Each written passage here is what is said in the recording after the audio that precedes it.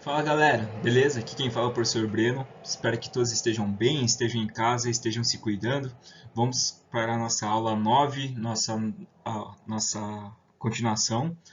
Estamos trabalhando sobre instituição social e vamos falar agora sobre o pensamento sociológico clássico com Emile Durkheim, beleza? Vamos para os exercícios?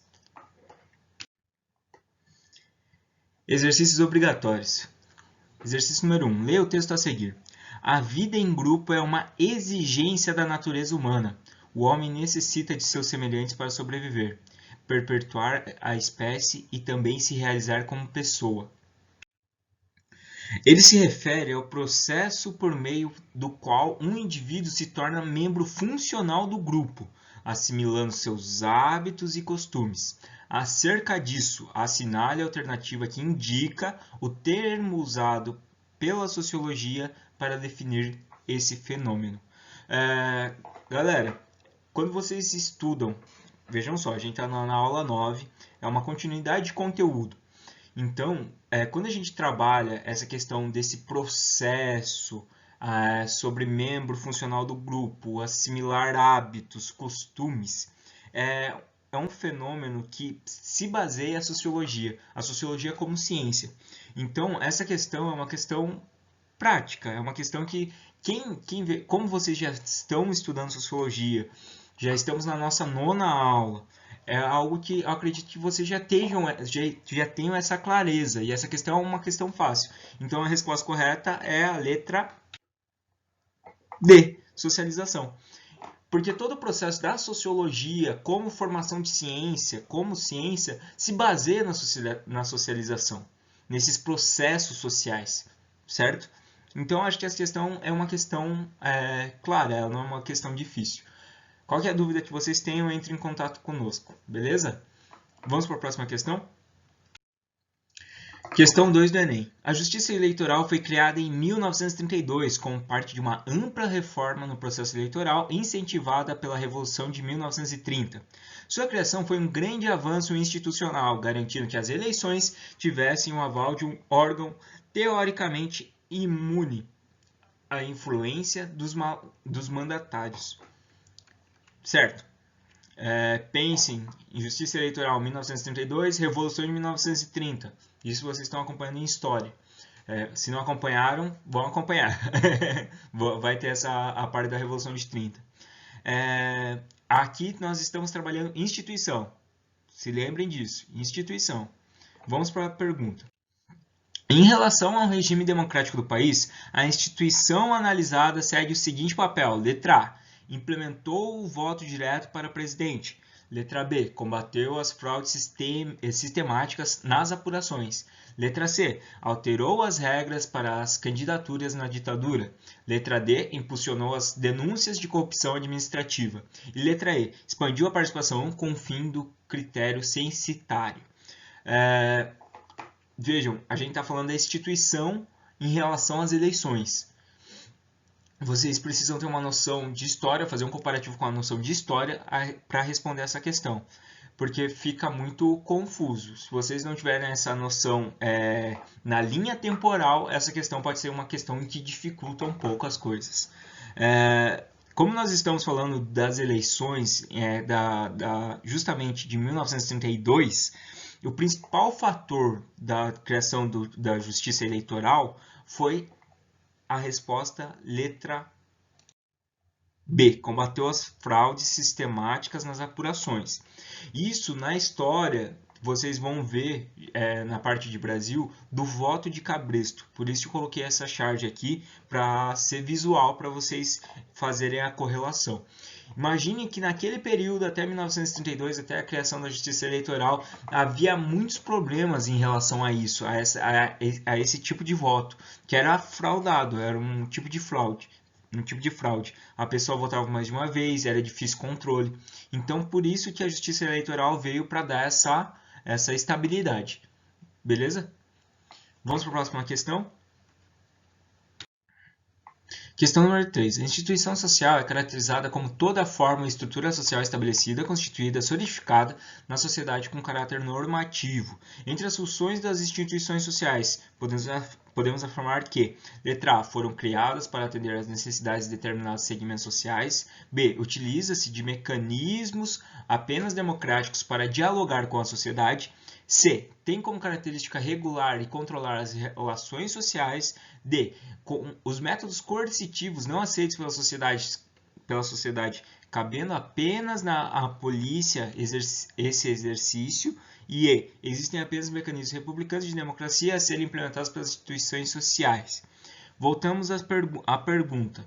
Instituição social é caracterizado como toda forma ou estrutura social estabelecida, constituída, solidificada na sociedade com caráter normativo. Entre as funções das instituições sociais, podemos afirmar que a resposta é a letra C. Tem como característica regular e controlar as relações sociais. Então, a instituição estabelece uma série de parâmetros, uma série de regras que regulamenta e controla as interações na sociedade, as interações entre os indivíduos. Beleza? Tá tudo claro por enquanto? Ótimo, espero que esteja tudo certinho. Vamos para a próxima? Exercícios complementares, peguem na apostila de vocês, número 6. Solidariedade orgânica e solidariedade mecânica são conceitos propostos pelo sociólogo francês Émile Durkheim para explicar a coerção social em diferentes tipos de sociedade. Ponto. Antes de nós continuarmos, para refrescar um pouco a memória de vocês e exemplificar de uma forma um pouco mais clara. Quando falo em solidariedade orgânica, imaginem um corpo humano. Fechou. Corpo humano. Solidariedade mecânica, um maquinário, sei lá, um computador. Pense que o corpo humano, se você arrancar um órgão vital, dificilmente tem como reimplantar outro, correto? Enquanto uma máquina, quando você quebra uma peça, você pode simplesmente ir lá e trocar.